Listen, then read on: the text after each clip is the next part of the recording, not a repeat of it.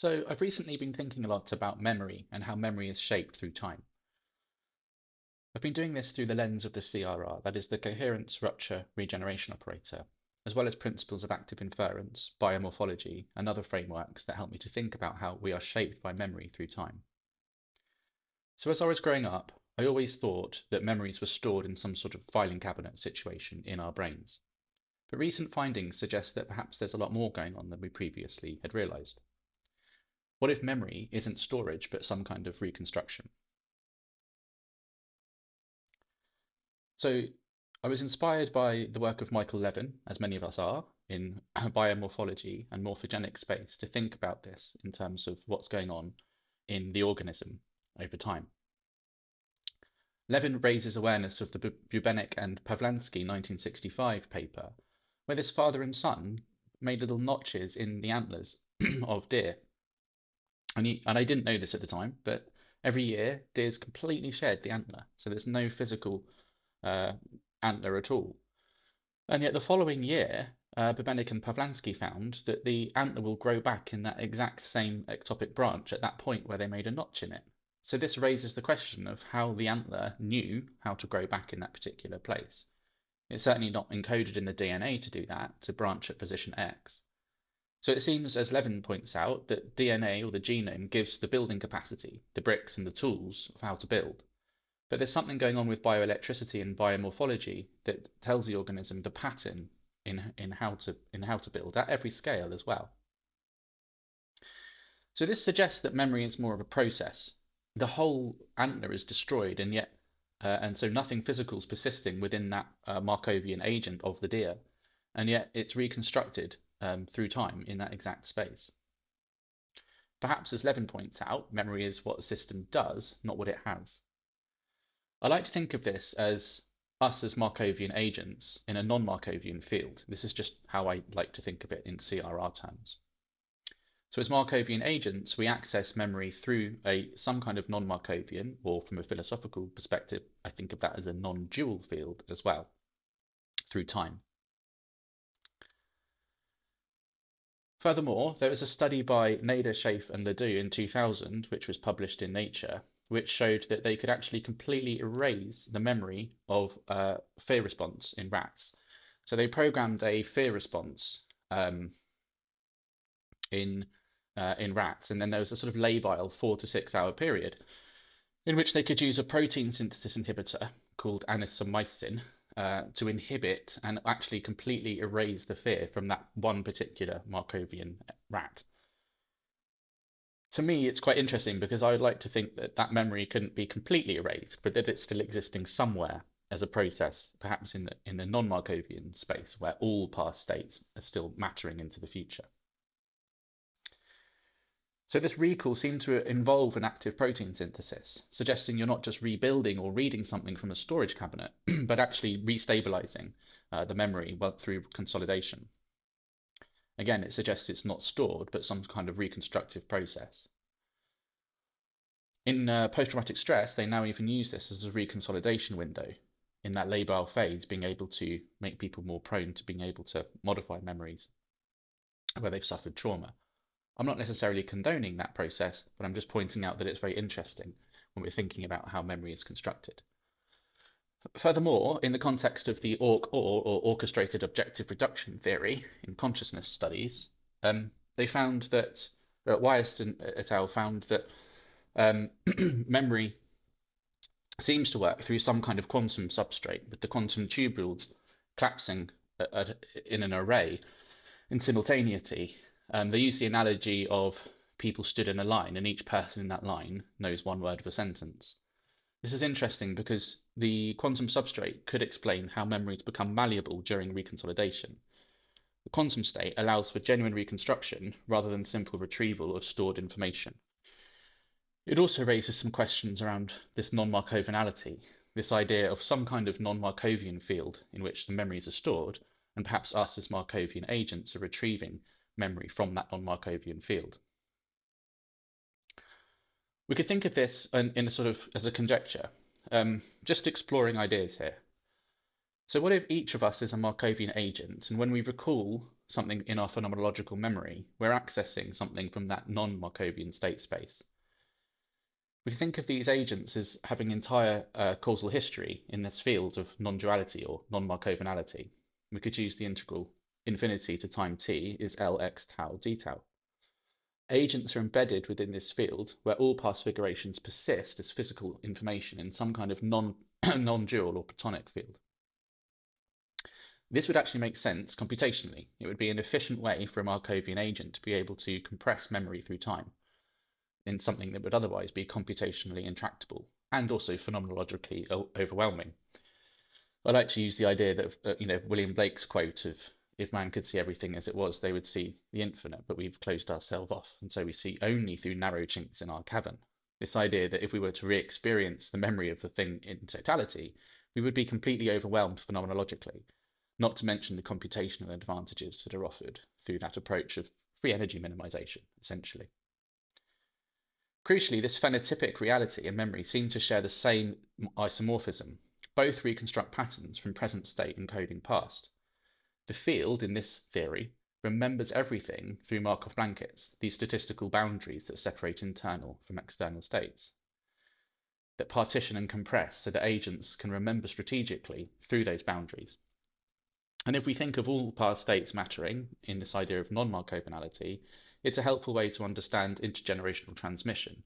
So how ideas persist through time and how these patterns accumulate, these platonic forms, if you like, or these archetypal forms in a Jungian sense, which we'll explore in more detail in a moment. So what does this mean in terms of coherence? Well, we could define coherence as a measure of how well integrated your experiences are. It's not the volume of memories, but how interconnected they are, how meaningful, how much they flow, how integrated they are. This means that a high coherence person could be thought of as having a stable self, a continuous life narrative that makes sense to them. They're able to navigate and assimilate and go on in their everyday life.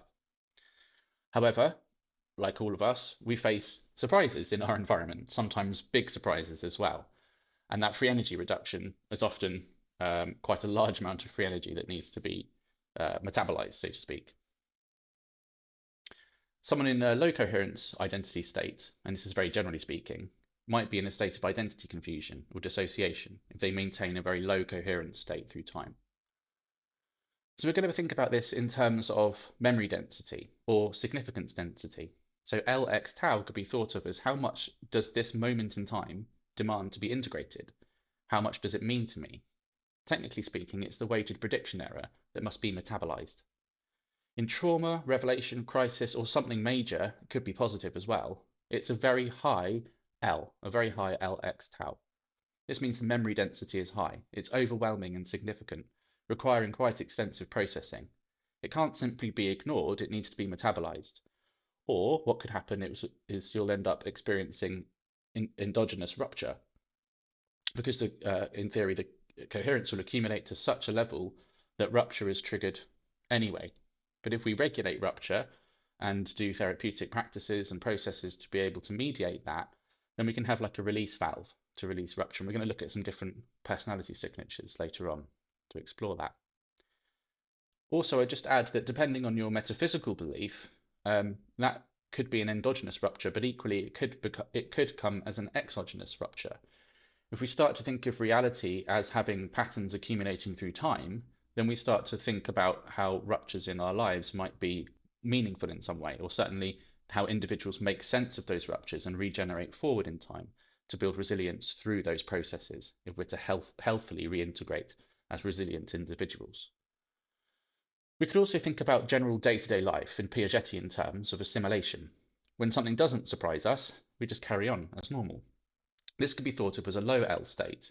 It has sort of low significance density, and it means that we can just carry on with that minimal surprise, easily incorporating with a little effort.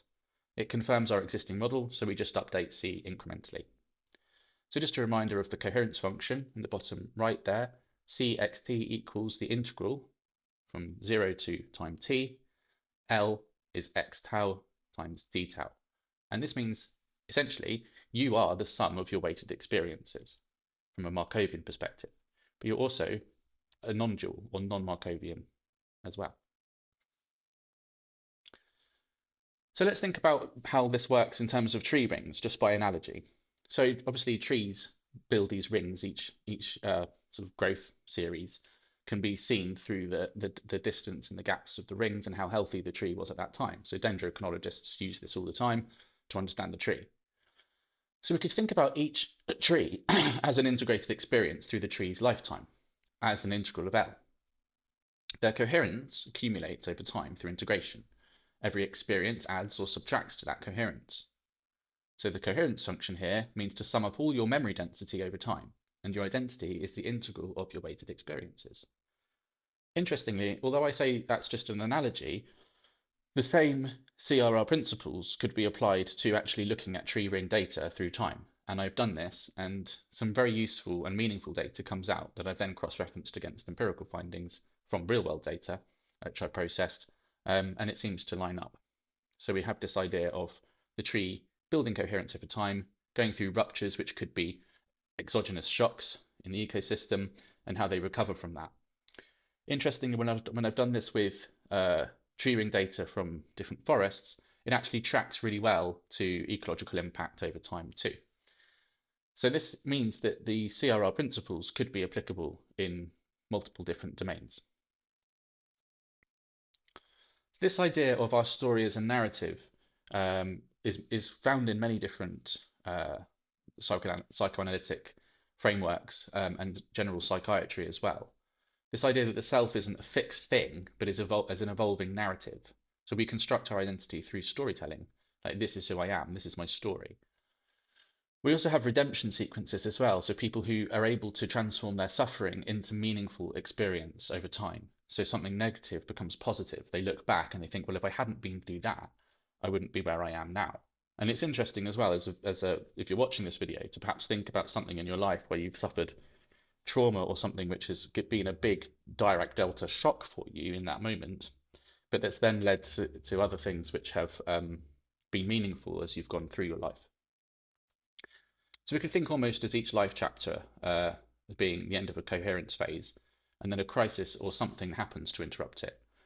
Equally, we could think about normative development in this way too. Think about Piaget and cognitive development, moving from sensory motor all the way to formal operations. Actually, if we apply CRR there, we see how coherence builds in time, but then a whole new generative model is required as the child shifts in their ontology, how they actually start to see the world differently. For instance, learning decentering, the ability to see the world from other people's position, or learning conservation of liquid or mass. This idea of shifting our whole cognition through time could be seen as a phase shift where we go from a phase of coherence building, rupture, and then regeneration, where we develop a whole new generative model to better understand the world in relationality to others within it. So often our lives are punctuated by these ruptures. Not all change is smooth. As I said, it's sometimes not about assimilation, but about rapid accommodation. Something in our lives might suddenly shatter our generative model. It could be something bad, of course, like divorce, death, or trauma, or it could be something good, like childbirth or an awakening experience, as I alluded to in the talk I did around Plato's cave. Some kind of discontinuous transformation in your life. This, for me, is a direct delta. It's like an infinite spike at rupture moment t0, where all the data is sort of compressed into that one spike, wherever else it's zero. It's the moment that changes everything, when the self you were dies. So you have this kind of ego dissolution, if you want to call it that, or this process whereby what you thought you were or what you thought the world was changes, and you go through these phases.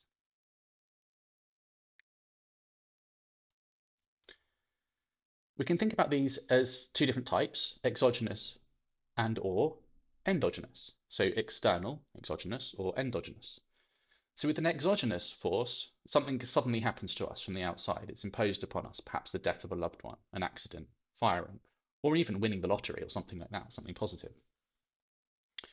Equally, this can happen endogenously. If our coherence thresholds are breached into rupture because we've been building up we've sort of built up coherence too much in our system, that can trigger rupture internally. So things like breakdowns,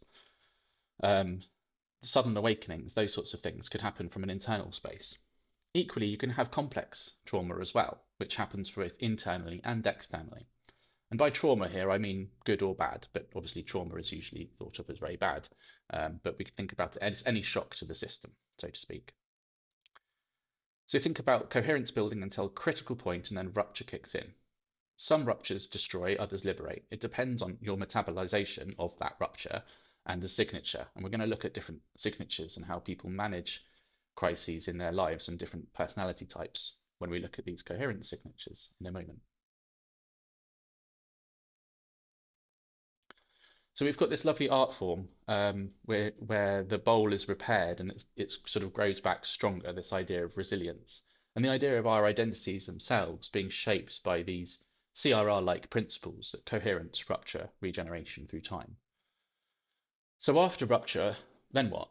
We either continue to collapse back into rupture through the echoes of trauma, or we're able to reorganize and we use the historical weighting of memory from the past, i.e., coherence, to regenerate into future spaces. So it's almost like the healing nature of reality, if you like, this ability for us to cope, to move on, whether it be biological, phenomenological, or even in the nature of reality itself, depending on your metaphysical preference.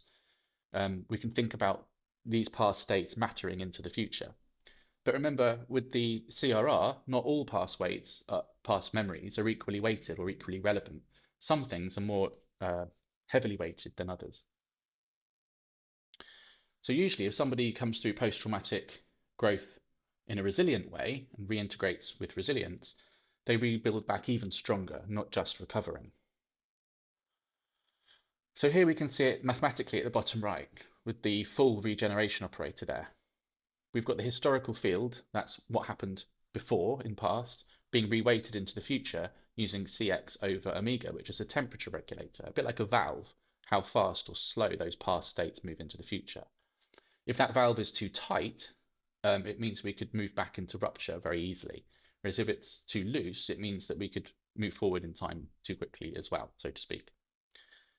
We put the Heaviside in there at the bottom there, the Heaviside function, just to reinforce causality from past, present to future.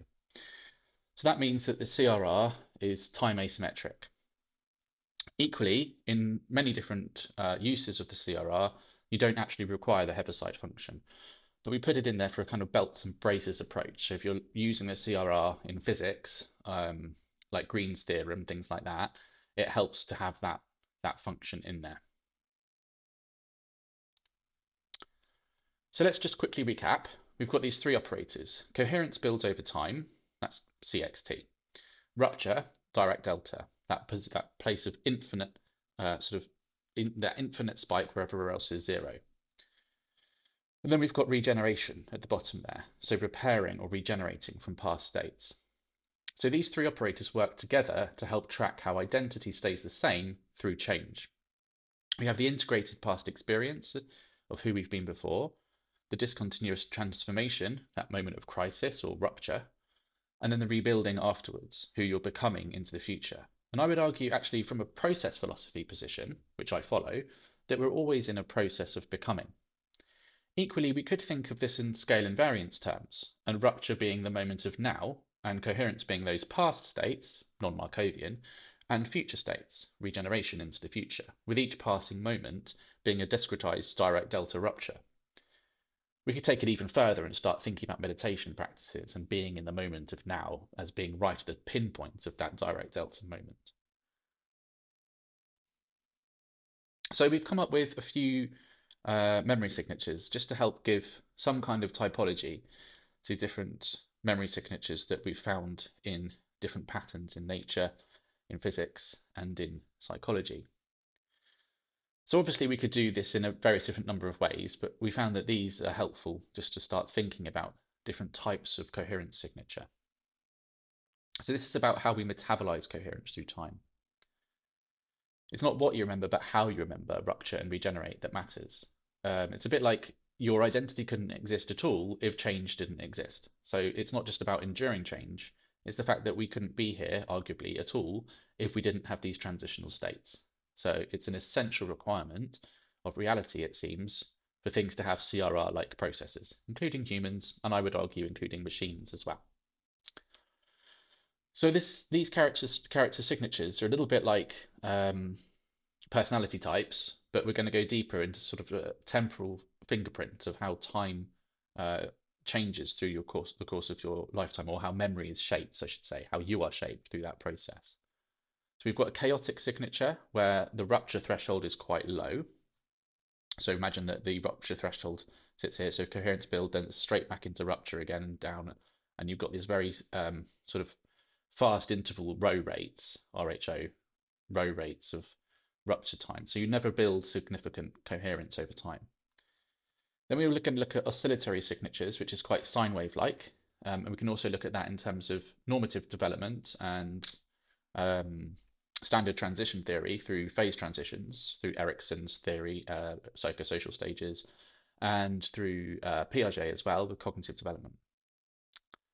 We've got dialectical signature where we can carry multiple different positions at once. This is like a high empathy state where we can understand that, yes, this is how reality is for me, but that's how it is for you. And we can hold both of those coherence signatures at once. And then a fragile signature, which accumulates through time monotonously, monotonically, sorry, accumulates through time. And then a very high rupture threshold, but as soon as rupture does hit, it's catastrophic because of the fragile nature or the brittle nature. So this is an example in a dam of a fragile signature where it's monotonically built up over a long period of time. But if there's a brittleness to that dam, like heat stress, for instance, it will suddenly collapse and a huge amount of water will go everywhere in that situation. So you've got this idea of that monotonic increase of accumulated coherence. The rupture threshold's too high, there hasn't been a release valve, and that smooth build-up can lead to catastrophic rupture. So in psychology, this could be, for instance, repression over time, where coherence builds up unconsciously. We might have rigid forms of control, perfectionism, that then eventually leads to catastrophic breakdown.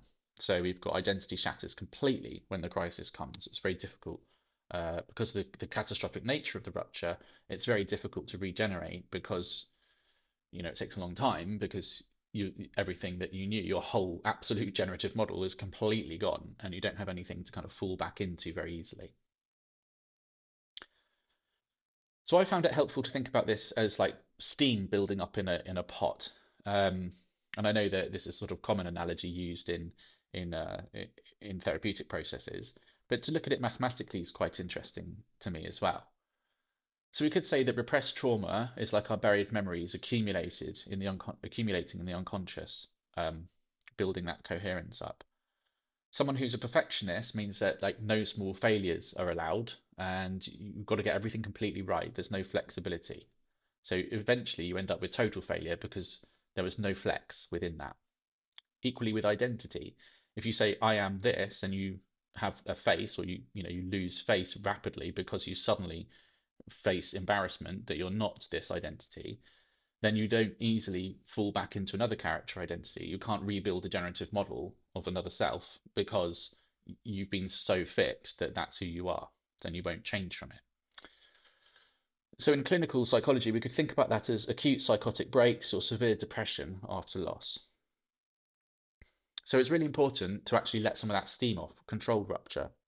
And you could think about this in a therapeutic context where if you're having therapy, you can like just let go. You literally just kind of collapse, and it's okay to because you're held, you're contained. There's another Markovian agent there, if you like, to distribute your coherence into and to hand back safely.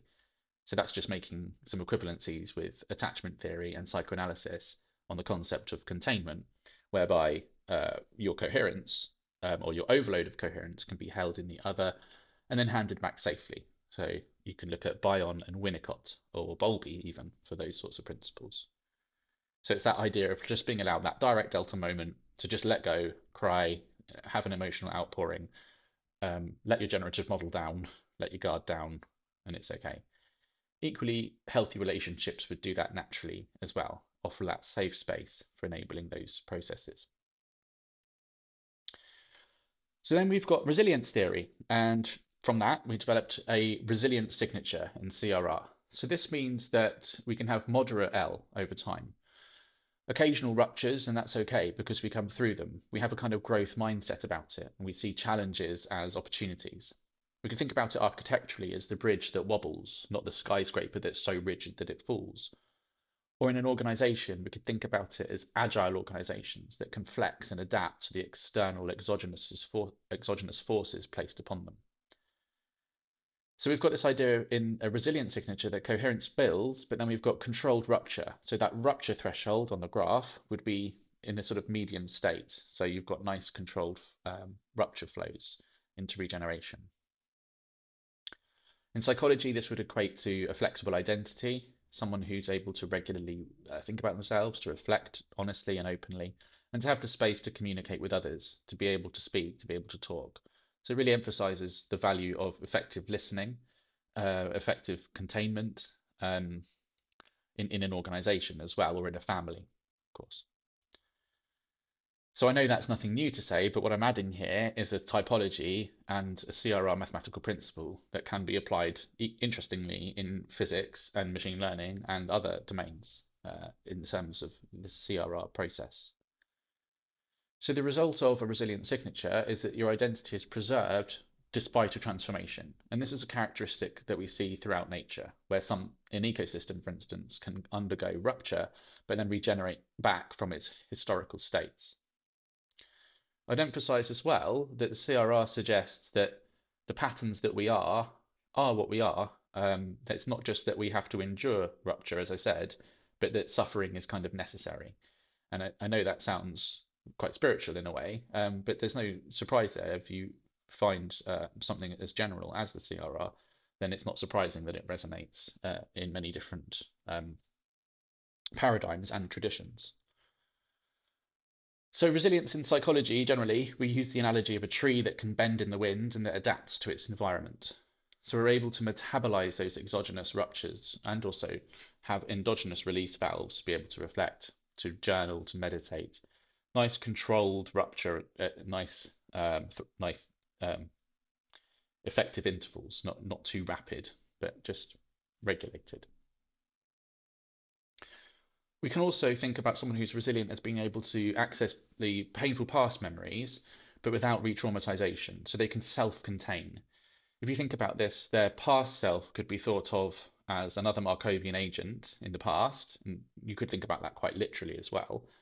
And their present self is able to contain the suffering of their past self without rupturing. So that means that they can kind of self-contain from those traumatic past experiences.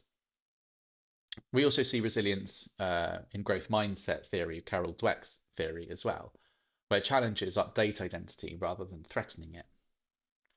In post-traumatic growth, trauma becomes a source of wisdom. So it's not just a scar which we have to carry as a weight, but it's something that helps us to transform into something stronger.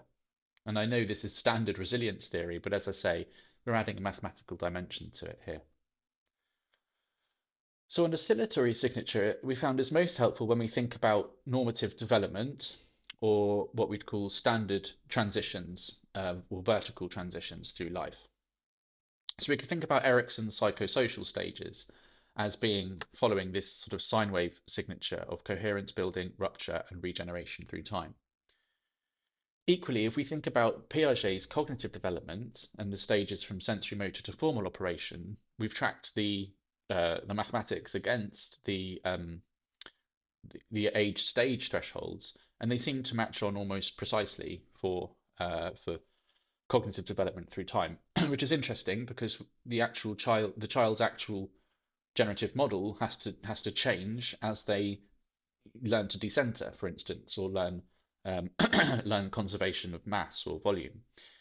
With this presentation, by the way, I'm kind of assuming that listeners have already got some background in child development or psychology, so I apologize if I'm talking about things that aren't on the slides, but please do look those up if they're of interest. So this means our identity can be maintained through rhythmic transformation, much like we have seasons and patterns. An oscillatory signature seems to follow those nice collective rituals and processes.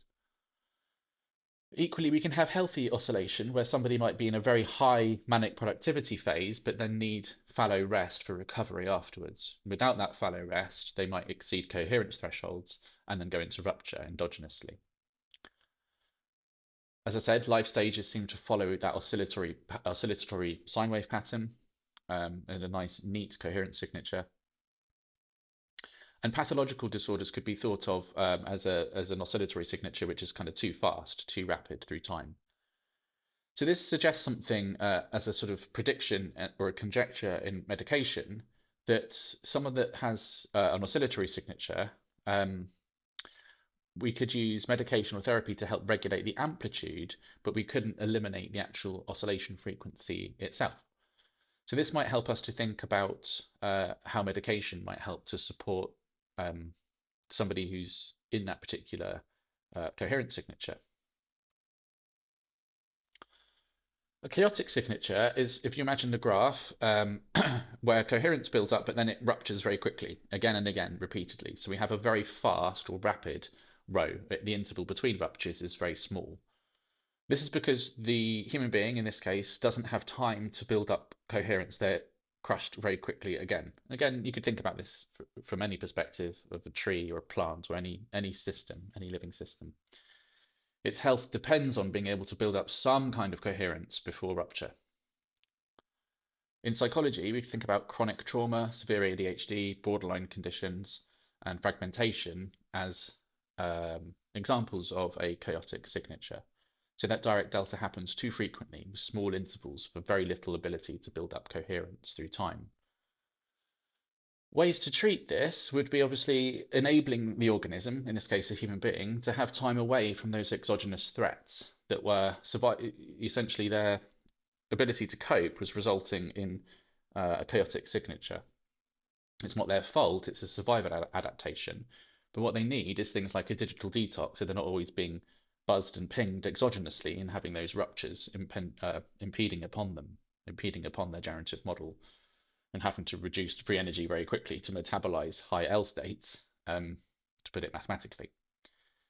So complex PTSD could be thought of as that, dissociative disorders, modern digital life, and treatments just that enable some kind of solace, some kind of removal from those exogenous pressures to be able to build a coherent sense of self, to build a coherent generative model.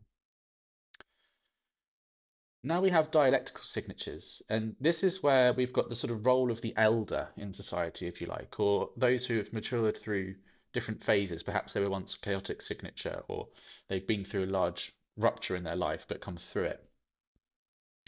These people tend to be able to hold integrated, complex knowledge, so they can have a kind of both and way of thinking. They can carry multiple signatures at once, so it's a little bit like deep empathy. I can understand that, yes, I have my views, but I also respect and tolerate yours as well. As a society that has a dialectical signature is one that has well integrated capacity for welcoming and adapting with others. So this has a social justice kind of take on it as well. The ability for a society to maintain multiple coherent signatures without going into rupture. These tend to be more welcoming, perhaps, or places where they're not suddenly suffering from a sudden change to the number of different cultures that are suddenly impacted upon them. So it suggests there's something here around cultural integration and how local authorities or countries even help to integrate different societies to develop that dialectical signature over time through different family dynamics. So in therapy, we've even got dialectical behavior therapy, which thinks about acceptance and change simultaneously. More well known than that is Jungian depth psychology as well, where we have this notion of the shadow integration, being able to integrate or balance the anima and the animus, or the small self and the large self.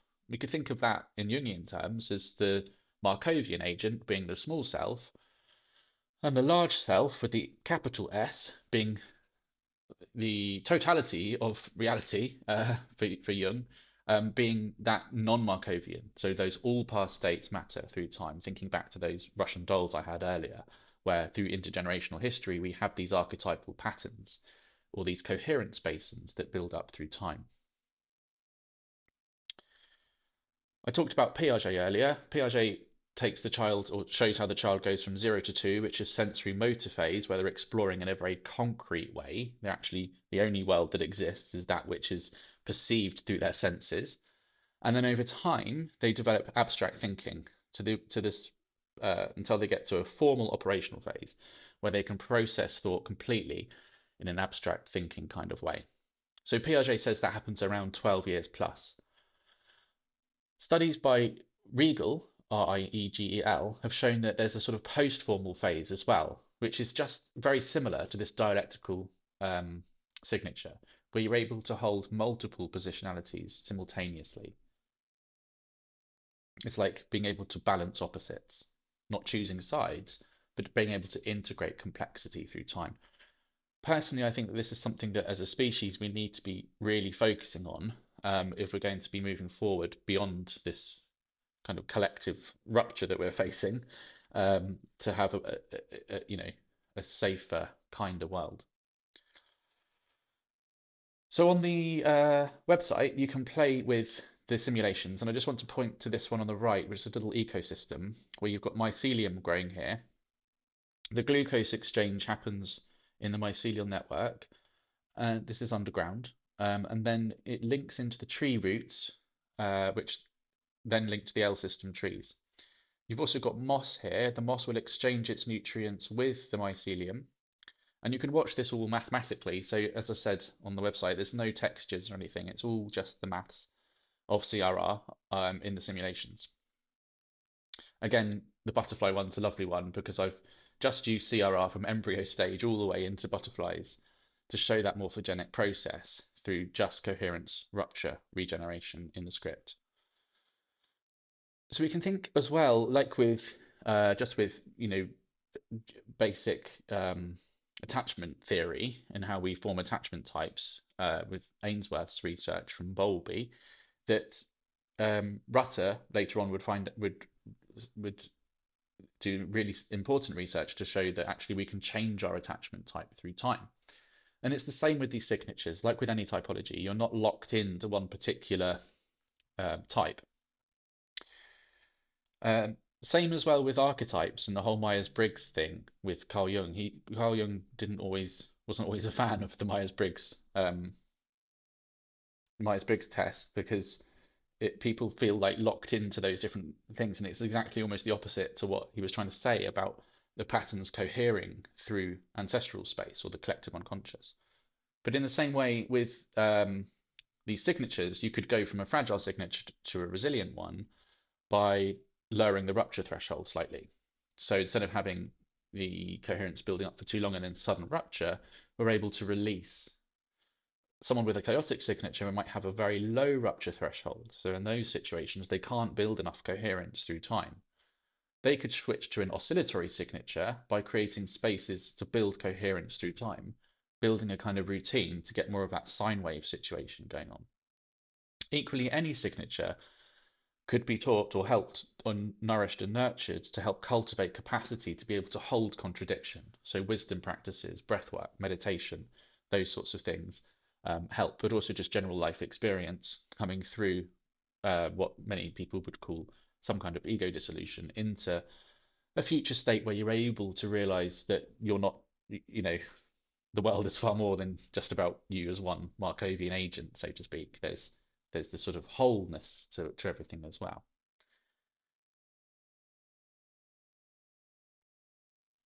So just building on this Jungian idea, we've got this idea of the collective unconscious, these archetypes, which could be thought of as coherence landscapes, these coherence bowls or coherence attractors through morphogenic space, where the archetypes are like accumulated coherence basins. So throughout generations, as we've acted and perceived in reality, we as humans, but more than that, living systems at all scales, have arguably created what we're in. So I'm personally a fan, or not just a fan, but I follow process philosophy in a Whiteheadian sense, believing that I'm not just in the world, but we're all the reality. Like we are all bringing it to life through process. at all scales. So I just have a sense of being an Alex. That's my name. Um, but that's just you know, how I manage this whole thing I call a body, which is itself, as people like Michael Levin or Merlin Sheldrake will point out quite clearly, is a process in its own right at all scales. There's many different organisms that make me up. So we could think about reality is in this way, as this process with all of these different living systems bringing it to life. And I didn't want to go too much into like observation and theory about how everything's observing each other to life, but again, you could think about it in that way too. Um, so perhaps these Platonic forms are, yes, essential, but perhaps they are forms at all because it's a little bit like the average of people's perception of these things through time. So this is how we've kind of grown the place. This is what we've done with the place. And I would argue that the Industrial Revolution, and even prior to that, with certain um, philosophical and metaphysical claims made hundreds of years ago, we've kind of possibly fallen into the trap of dualism a little bit too much. This idea that we're all separate, and forgetting that actually, when we take from outside the boundary of a Markovian self, we're only taking from the boundary, we're only taking from large self, from nature. We are nature. And we can see this trending in ecology as well, with shifting away from anthropocentric, that's human-centered views, towards more biocentric views. So it seems to me that lots of different domains are arriving at similar um, ideas of collectivity, uh, thinking about reality in different ways, understanding the metaphysics of AI, understanding the future of humanity, how we face the challenge of climate change, how we repair the world. You know, all of these big questions are starting to cluster together in what some call a kind of meta crisis. But I don't always think that terms that put such a alarmist view on things are always brilliant, because semantically it might actually exacerbate the matter rather than thinking in a more, perhaps a more solutions focused or collective way about how we address some of these problems. So this idea of our ancestors in the non-Markovian field kind of having shaped the place, and not just our ancestors, our human ancestors, but all living systems over time, and perhaps even all systems, if you wanted to take a sort of panpsychist view of it, is quite interesting to me. And I'm a real fan of this song with No Name by Johnny Flynn and Robert McFarlane. And there's a line in there that says, "An ache for the ones who've walked before me." That's all that have obviously been here before. Um, and joy for the ones who walk beside me. And if you listen to the song, I've linked it on the slides there. It really speaks to this idea of this collective field and the patterns that we leave behind. Every choice that we make um, is our legacy. Every L, if you like, every LXT is LX tau is the patterns that we leave here for future generations to walk through. And whilst we're here with other Markovian agents in our field, we need to be resonant with them, to be collectively coherent, to be able to share. And this is a critical time of human history as well. So I wouldn't discourage people at all from exploring these deeper issues, or as I call it, climbing Jacob's ladder, but always do so with other people who you can safely revert these ideas to and explore together, because otherwise you're not building the coherence landscape. You are risking quite severe alienation and rupture as well. And I've done other talks around the phenomenon of AI psychosis and those sorts of things, which might be interesting to people. So we can think about the Markovian system as the only the present states matter. So we're always making decisions from what we have around us. But from a collective sense, we could think about a non-Markovian field, where the entire history influences the present moment, and not just your history, but all histories that have gone before at all scales. And that's where it kind of hurts one's head. I always find that when we try to think of non-duality from our own headspace, it kind of always collapses back to duality again, because it then sort of flips around. So it's very difficult to imagine a logical version of non-Markovanality or even non-duality, because perhaps something happens in the kind of computational intractability where we instantly flip back into dualism. Um, so this is why it's very tricky for people to think in these terms. And my hat goes off to people like Michael Levin and Carl Friston for getting as far as they have with free energy principle and Michael's work in biomorphology. So in the CRR, we could think about the individual as a Markovian agent, but embedded in that collective non-Markovian field from where they access the memory um, of their past from an individual level, but equally, all of those memories are kind of still there. So this helps to explain the collective unconscious, the archetypes, personal unconscious, interpersonal unconsciousness, and various other things as well that I've come across through my psychoanalytic training.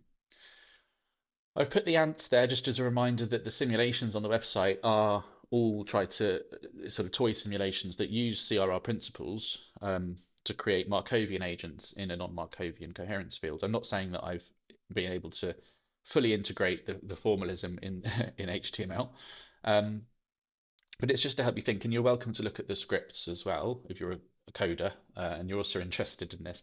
I do find that I can do these with 68% less code, and as I've said before, they seem to be more alive. But I know I'm biased.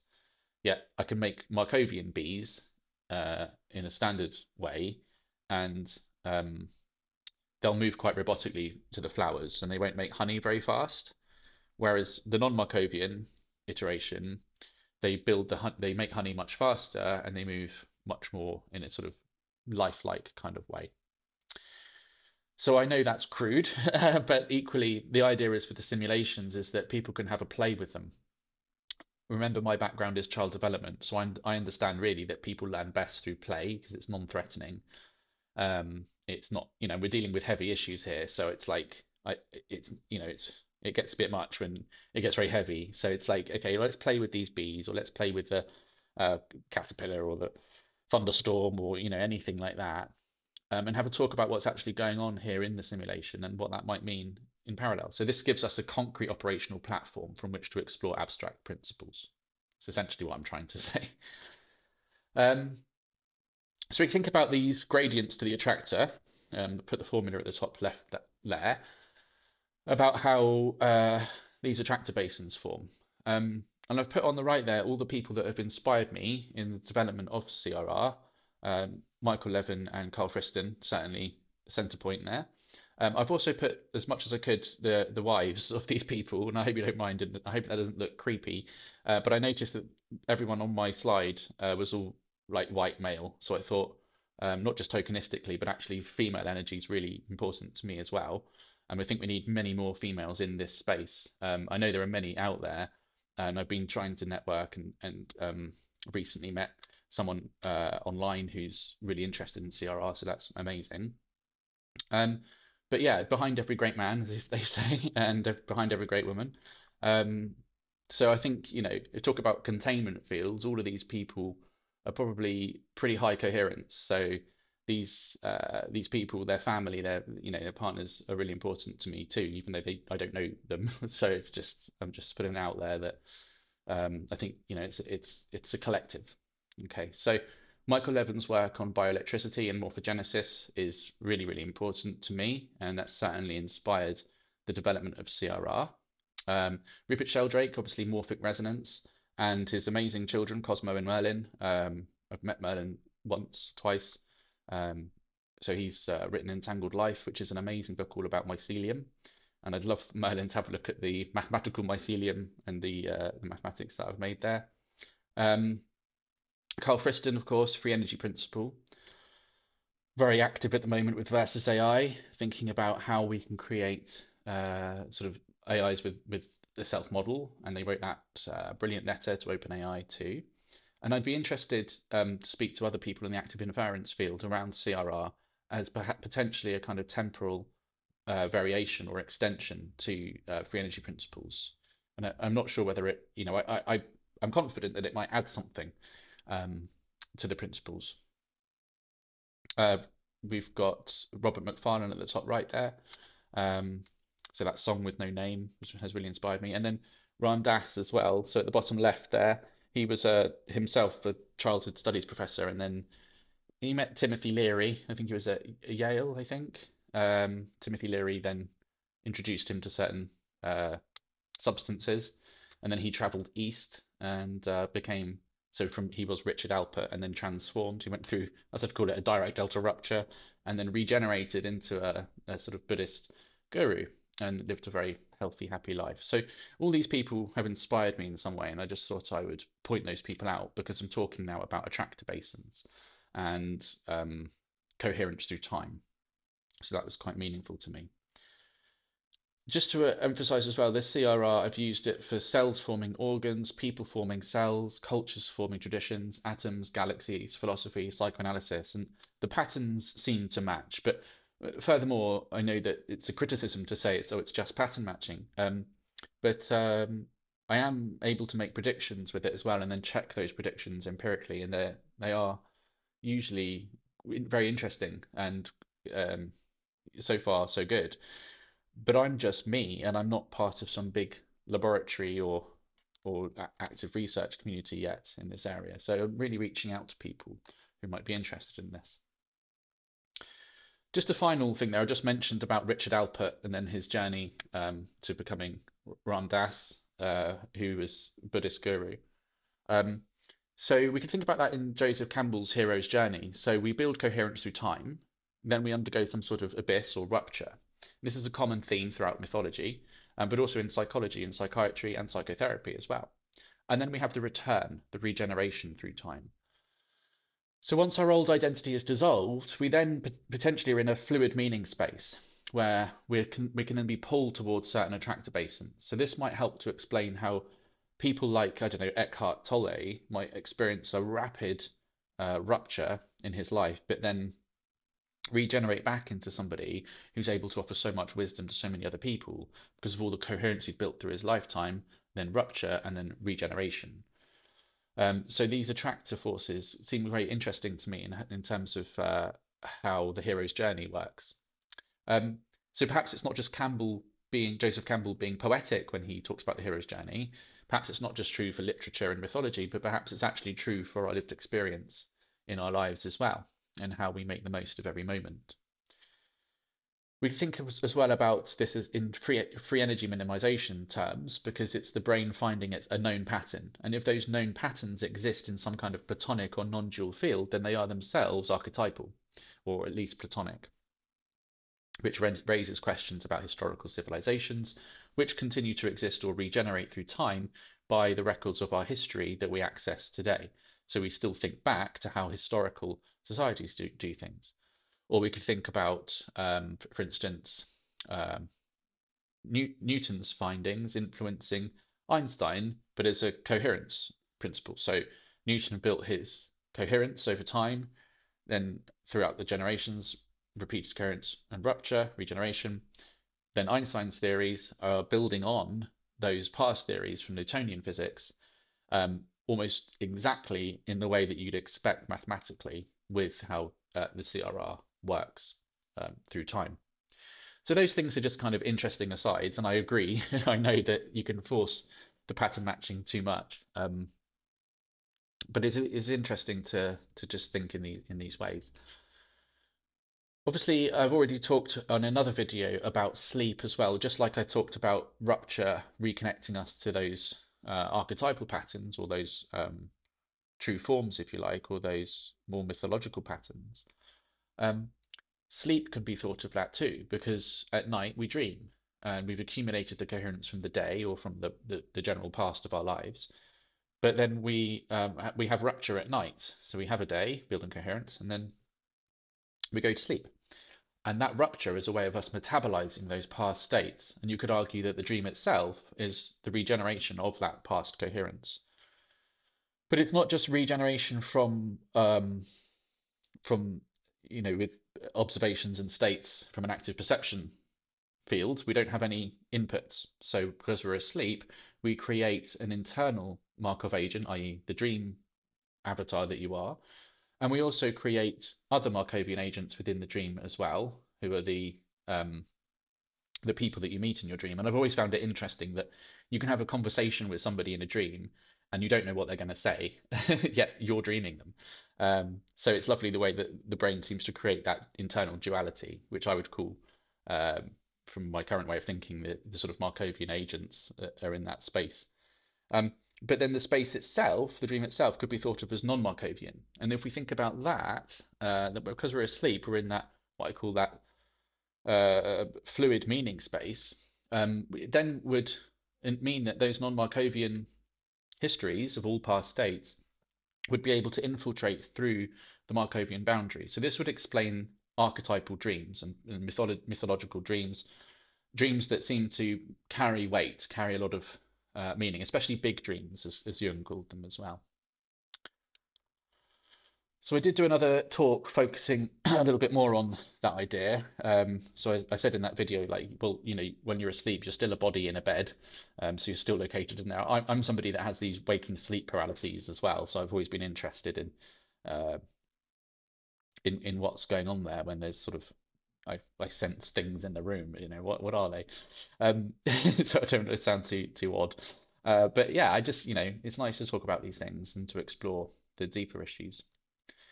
Um, so I conclude that I don't think memories are something that we're just accessing in a sort of from a static state. I think of everything as a process. I think now as everything is in that sort of coherence, rupture, regeneration processes. Now that I've found this mathematics, I sort of see it everywhere. So you know, I'm totally guilty of pattern matching. But as I said, interestingly, we can also use it as a predictive tool as well. Um, so I'd love to see and speak to other people about what they find.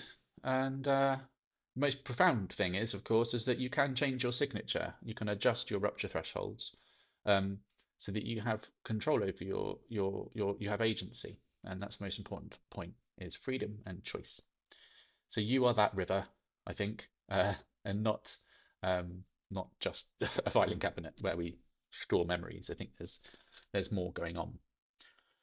So I've put some FAQ type questions there. If you've been watching this as part of the active inference crowd, you might have been thinking, well, how is this different from just applying FEP to identity?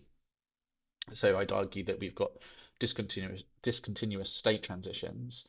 Um, we've got generative model switching, kind of explained in a different way to how FEP explains it. We've got this idea of coherence accumulation as well. Um, so I've put there how we might write the FEP principle as a free energy functional, where M would include coherence field C, and during rupture we switch between models M1 and M2. So this is quite simplistic. I've been deliberately not vague, but deliberately broad brushstrokes with this. Questions around optimal rupture thresholds? Well, yes, and I've talked about some signatures there, and I do find that different patterns in nature have different rupture thresholds, different omega temperature values as well. The CRR is also scale invariant, and I know that works for FEP as well. So it's quite interesting to look at how the temporality of coherence building works at different scales. Um, Yeah, so I've just put some different thoughts on there. Then at the end of the slide deck, you can access lots of different references with the DOIs as well. And that's it. So thank you. Until next time, I will do another video at some point. But thanks for listening. Bye.